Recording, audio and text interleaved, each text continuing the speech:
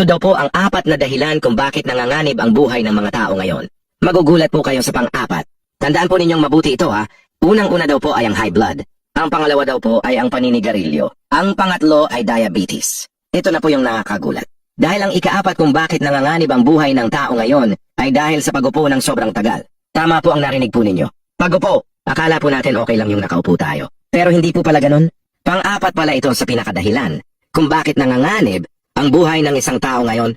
Dahil kapag lagi ka raw nakaupo sa matagal na oras, halimbawa 7 to 8 hours palagi ka raw pong nakaupo, ay maraming mga malulubhang sakit ang maglalabasan sa'yo.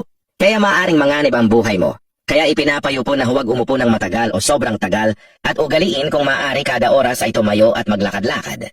At higit sa lahat, kinakailangan po talaga natin mag-exercise. Lalo na po kapag nagkakaedad na po tayo. Ikaw po, palagi ka po bang nakaupo ng matagal araw-araw? O meron ka po bang kakilala na ganito rin ang ginagawa?